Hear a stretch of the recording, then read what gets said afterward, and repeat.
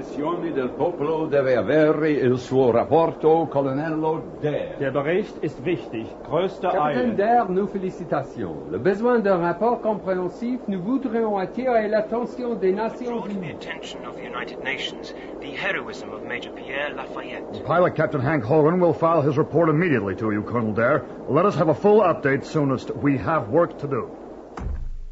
The message is loud and clear, Colonel Dare. A full report. And the PM asked me to tell you, well done. So full sitrep, evaluation, everything. Do my best, Sir Hubert.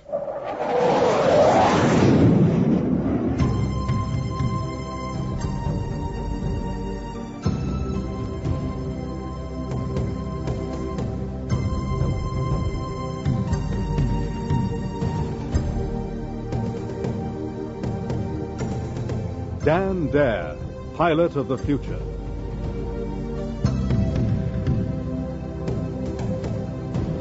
Dramatized for radio in 4 parts by Nick McCarty.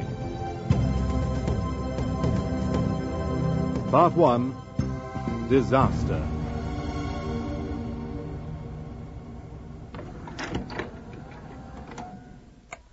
Tape coded AK-37RBG-1. This is the official log and report of the Ranger mission. All sources will be identified by code and a full list of sources will be attached. Crew will identify themselves. Henry Brennan Hogan, pilot captain, born in Houston, trained photographer, racing driver, and navigator, USAF. Seconded to the mission out of a secret base somewhere in the British Isles. Pilot Major Pierre Auguste Lafayette, analytical mathematician, three-dimensional physics, French Space Service. Spaceman, Class 1. Albert Dig... Oh, do I have to use my full name, sir? Sorry. Albert Fitzwilliam Digby, born Wigan, married, volunteered Ranger mission. I hate these gadgets, sir. Dare, Daniel, Colonel, British European Space Service, leader. Professor Peabody did not submit an ident tape at this time. We will insert it when it arrives. The report will contain all relevant material. I will interrupt the flow for matters of clarification. It began in the early spring. Here at the space launch site, tension rises. The hopes of the Kingfisher crew and of their families and comrades, indeed of the whole world, depend on success. Earlier today, I managed to snatch an interview with Colonel Dare, who's overseeing launch preparations. We all know that the hopes of the world ride on the Kingfisher. Success means that the world will be able to feed its teeming millions. Next background tape logged at A47BK1. The agronomists, economists, and the other experts are predicting worldwide famine if no new cultivable areas are found out in deep space. Failure will mean disaster. The countdown continues. Kingfisher, Kingfisher, do you hear us? Over. Loud and clear, Control. We're ready to go. Checks completed. We are ready and counting. All systems green. Ready to go, Sir Hubert? Wish her luck. This is it. Goodbye, Kingfisher. Best of luck. Thank you. We have liftoff, gentlemen. You wanted to go down. Promise me one thing, Sir Hubert. If they fail, for whatever the reason, promise me I go on the next probe. It must not fail. We can't afford another failure.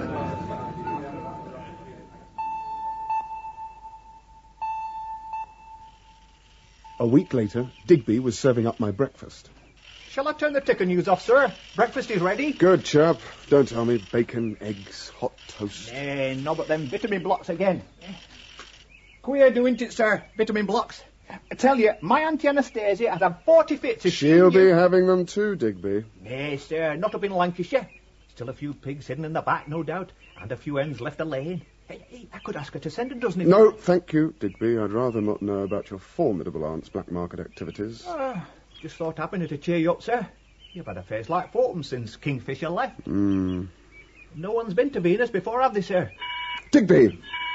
Colonel Dare's residence. He's Colonel just... Dare to report to headquarters immediately. My cap, Digby! Hurry, man! Get the jeep jet! I don't know what the hurry is, I'm sure. At any moment, Kingfisher will be arriving at the point where the other ships disappear, Digby. So step on it.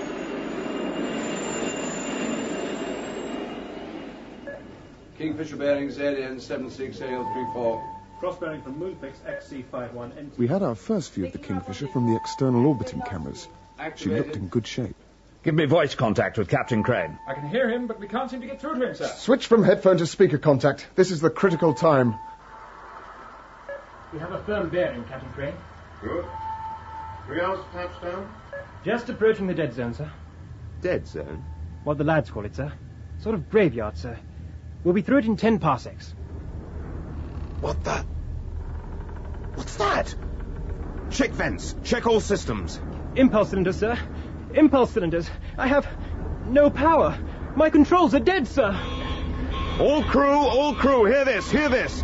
Impulse cylinders gone. Stop jets. Seal 5, 7 and 8 bulkheads. Break out emergency oxygen and pressure suits. Fire, sir! Fire!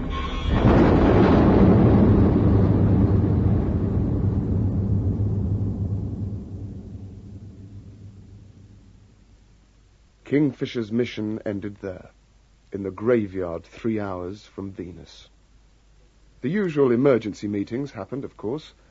I was piloting the jeep jet to the first of them when the beginnings of an idea struck me. Ironical, it seems to me, sir. Ready, Digby? Step on it, Dan. Sir.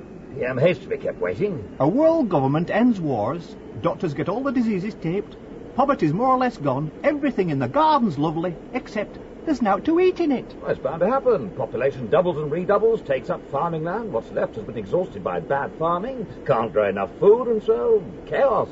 That's why Venus was so important, possible farming land. I think I know what happened to Kingfisher, sir. Huh? This new class of ship works off impulse wave engines. So? These waves, bounced off the moon, are picked up by the in-flight airships. Yes? Picked up by the cylinders. Well, go on. Say a shield were erected to prevent those rays getting to the ship. Well, they wouldn't have a chance. But who? How? Where? Don't know until we go and see. Do I, Sir Hubert? Go, Dan. Go, Sir Hubert. We have a plan, Prime Minister. We need money and manpower, and we need permission. And courage. Oh, very well, carry on, gentlemen. Well, no need to wait on ceremony. Carry on. Old-fashioned rocket ships. Rockets went out with the Ark, Sir Hubert. Dreadful things. Build one, soonest, understand? And 3 two-man shuttles to Colonel Dare's design. It's important it has no impulse methodology. No impulse? Mad, Colonel. Rebuild one of the early models. Down here at Space HQ, there is a scene of frantic activity as Colonel Dare supervises the rebuilding of a spaceship that seems to have come from the old museum in London. This may be the last hope for the world. There have been riots in Jakarta and on the western seaboard of America. A news blackout... We are running out of time. She's ready for testing. 3 months from start to finish. I hear you got a new crew joining.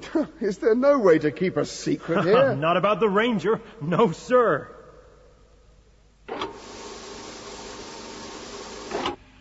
She is a beauty, Sir Hubert. I trained on one of these shuttles, way back.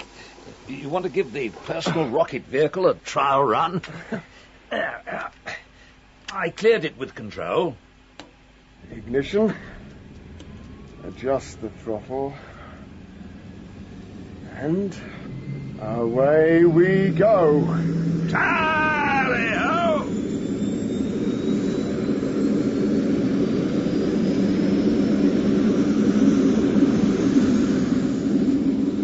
Meanwhile, in the control tower...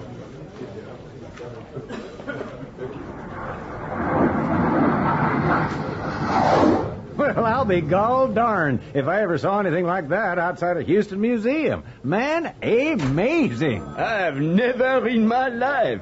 To think men risk their lives in such bone shakers. You two for Colonel Dare? That's right. He around? He must be laughing fit to bust seeing that old crate doing a fly past. Happen he might. He'll see you on the landing area.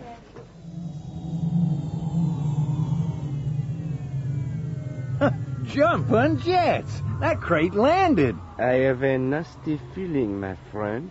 You know this Dare? Flown with him. Hell of a pilot. Hell of a good pilot. Good afternoon, gentlemen. Dan! What are you doing in that thing? Flying it, Hank. I have a very nasty feeling. What gives, Dan? I explained everything to them, and... Venus? No chance. Off your little trolleys, boys. A suicide ride. I promised my little wife no trouble. No adventures, no risk, no insurance. Your wife? Second wife. You'd like her, Dan. Hold on, I got a couple of 3Ds. I have more important things to think about, Hank, than wives. You coming to Venus or not? Of course he will come. We are honored. Thank you, Pierre. Hank? She'll never forgive you. Okay. We waited in the mess for the last member of the party.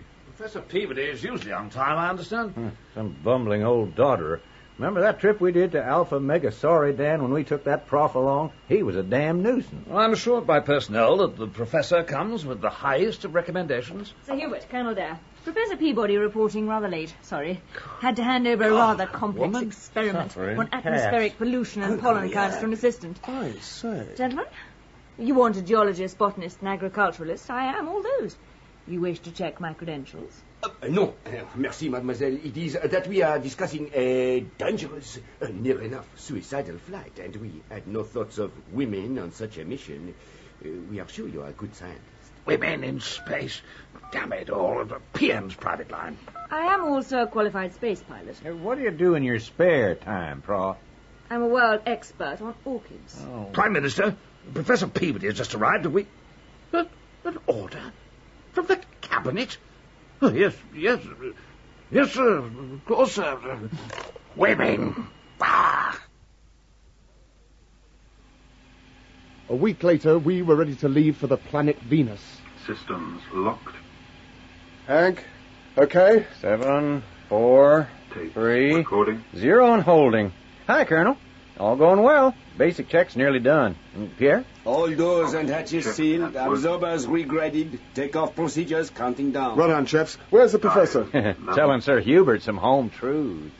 I flatly refuse. Oh, I'm younger, I am fitter, and I have been flying more recently, Sir Hubert. Your flying log is, if you want the truth, out of date. It can't be. I checked your accreditation. You know the rules, sir. I fly the shuttle when the time comes. Places for takeoff. Places for takeoff. Places for takeoff. Check all systems. All off hold. All systems go. Retroactors in place. 7, 4 activated. Good luck.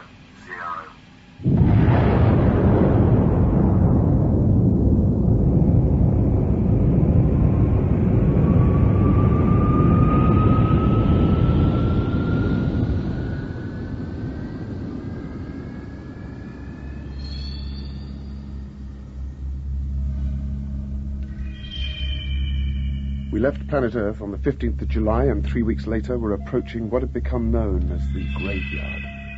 Each dead ship had left a transponder giving out its call sign to be picked up by any approaching craft. We were kitted up in our space exploration suits and ready to get away from the orbiting mothercraft in the space shuttles.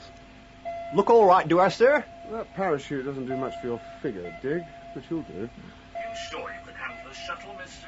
I'll manage, sir. Rocket Shuttle 4, Peabody and Sir Hubert, ready. Thank you, Professor. Number 3, Lafayette and Hogan, ready to go. Thank you, Pierre. Ranger, we're leaving you now. Good luck, everyone.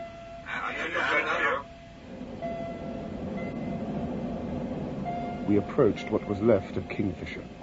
It lay about 50 parsecs to 15 degrees of our course, a mass of twisted tubes, buckled metal plates, lying like a great whale in the huge wheel of space. The plan was simple, direct, and required only cold nerve, courage, and heroism. It was not something any Frenchman would have turned away from, of course. Colonel Dare insisted that he should be the one to take the first risk, to go through the shield. It was a bit warm in the shuttle as the Colonel put his foot down. I thought Appa my auntie would have a bit of a turn if you could see me now. Our Arthur, she'd say. By Ecky Thump. Near the danger zone now, Dig. 3 and 4, this is your leader. We're going in now. It was all going well. Past the hulk of Kingfisher and leaving her transponders behind. The radio, sir. Blown up. I should have remembered. The radio works on impulse waves. We can't even warn the others. There's fire, sir. And the plates all down one side are buckled and straining. Hold on, Dick. Hold on. Sir, atmosphere warning. We've hit the air around Venus, sir. Yippee, we can bail out of the old Keitel altogether while we slow down. We seemed to be in a spot of trouble at this time. Forward to command ship.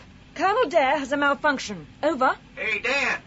Come in, Dan. Sir Hubert to Major Lafayette. Hold your station. Sit rep soonest. Oh, do me a damn stiff upper lip about it. He's out of control. Come there.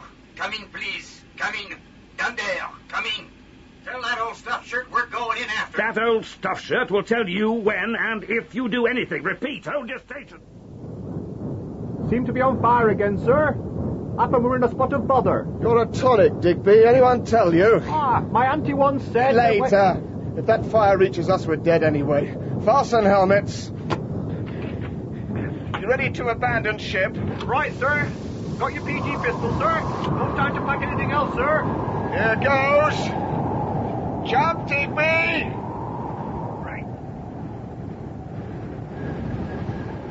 Suspended from our parachutes, we activated our personal black boxes so that everything would be recorded.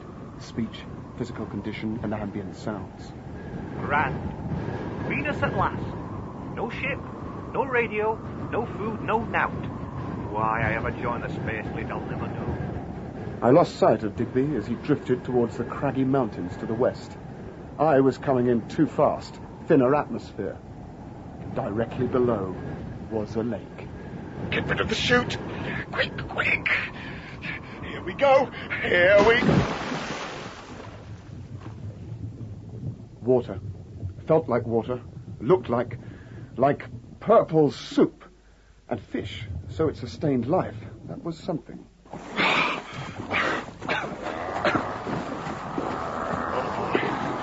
Oh, will you look at trouble? It's a huge, sludge green sea monster. It's fast. No! Meanwhile... Pierre, this is very dangerous. We knew the danger when we volunteered, Sir Hubert. There has been no contact. We must go into the zone. He's not going to let us. 10 minutes, Pierre. You have 10 minutes and then we will follow. Keep radio channels open at all times. Attaboy! Here comes the cavalry. Rockets on maximum check. En avant!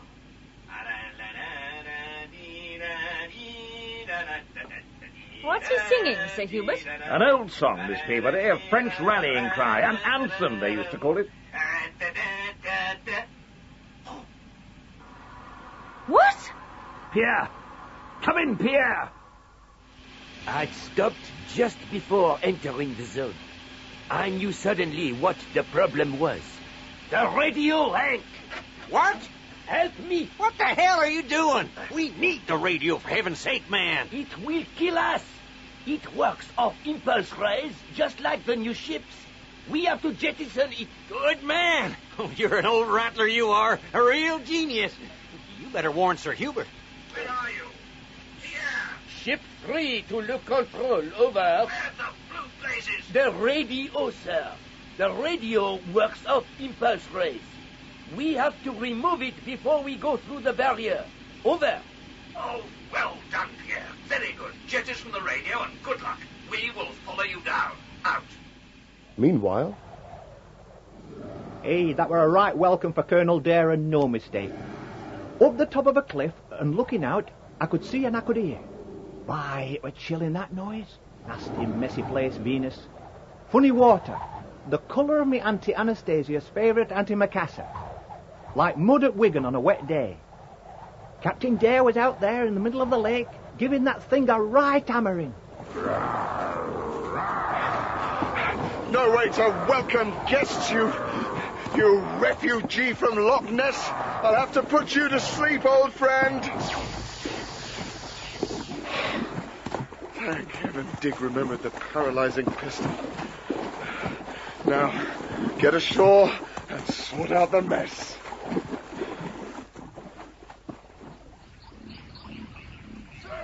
Sir, are you all right, sir? Fine, Dig. How about you? Oh, fair to middling, sir. Oh, bit of a nasty go out there, sir.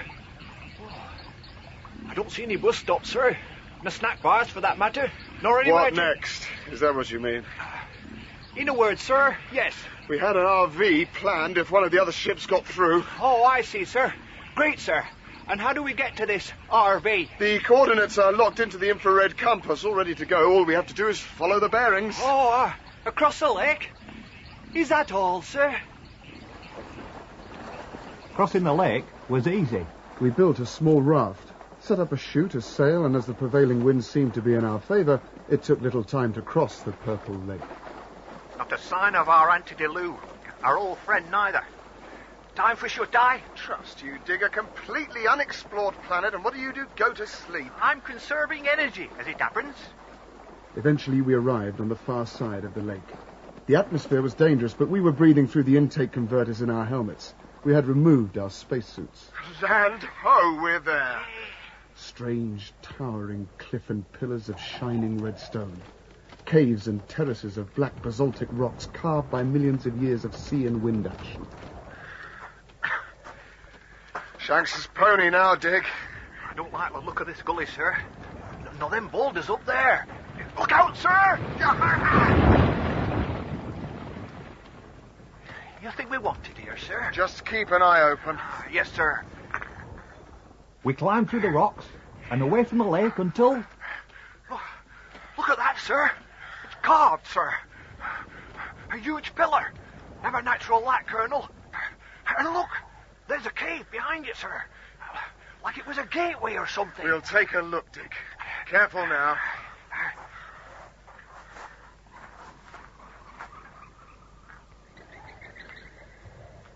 You ever get the feeling that you're being watched?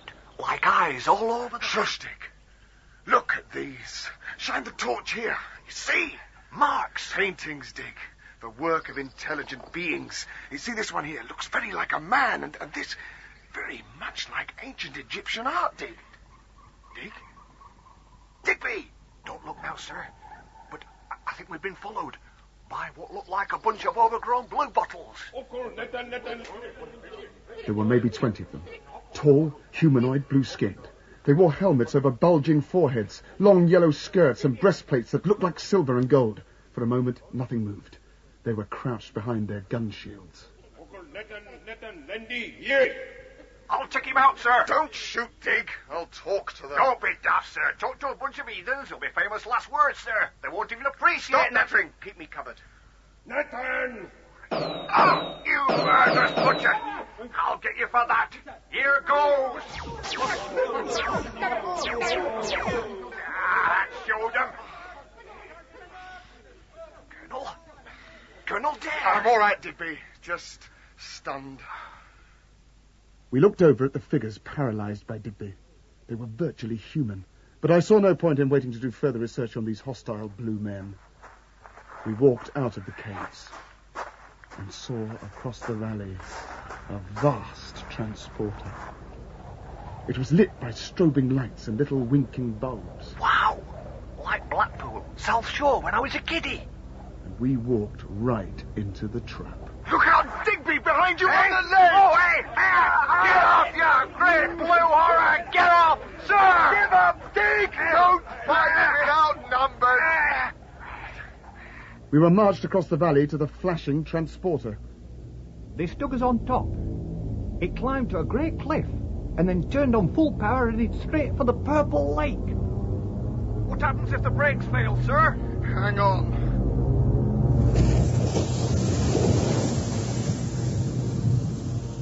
It had taken us hours to cross the lake.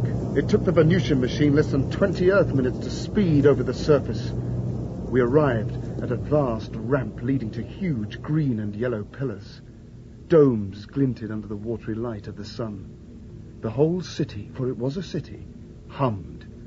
The blue men took us under guard into a huge inner chamber and ripped our breathing helmets from our heads. No!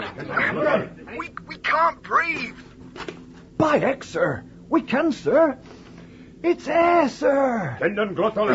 You're right, Digby. The air must have fooled our testers. Colonel, sir? Am I seeing what I think I'm seeing? We saw a tall figure that at first looked not unlike a man. But the face was that of a reptile. Green, the eyes cold as ice, black as a shark's and with as little feeling in them. The mouth tight, thin, cruel. Wonder if he knows Morse. I never took Venusian at school. Colonel Dare. Spaceman Digby, I presume. How on earth do you speak English? We have studied the Earth for 26,000 years. Every Treen child knows all its languages. We have humans to check with. The Blue Men came from Earth thousands of years ago. An experiment. Now, turn round. We have something to show you. Behind us, on a large stand, was a three-dimensional screen. Held in the middle of the screen, Pierre's space shuttle, just on the edge of the danger zone. Hank, let's hope we are right about the radio. You ready, my friend? Go for it, Major. Good luck and happy landings, Pierre. Well done. We have a welcome for you. First, you can watch your friends die. They won't die. They're not going to hit your ray shield. They don't have to. They are heading for the Flame Lands. Flame Lands? Our planet is divided into two by a molten belt round the equator. For centuries, we have had little contact with the South. Your friends are heading for the molten belt. I'm sorry. My fault, old friends. Interesting. No fear. Yet you have not yet conquered pity. We waste time. You will be sent by electrosender to Mekonta, our capital city, for your special welcome.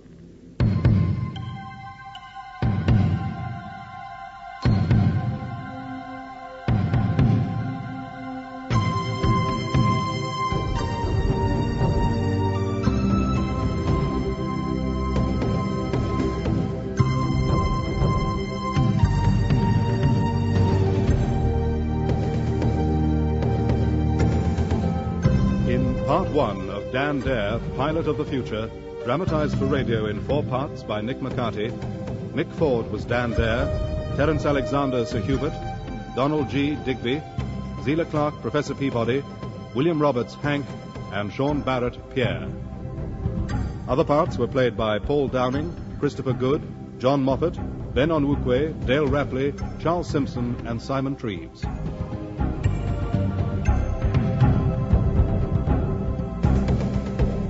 The music was composed and played by Wilfredo Acosta.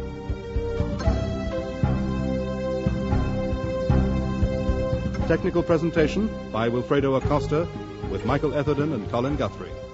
Dan Dare is directed by Glyn Dearman.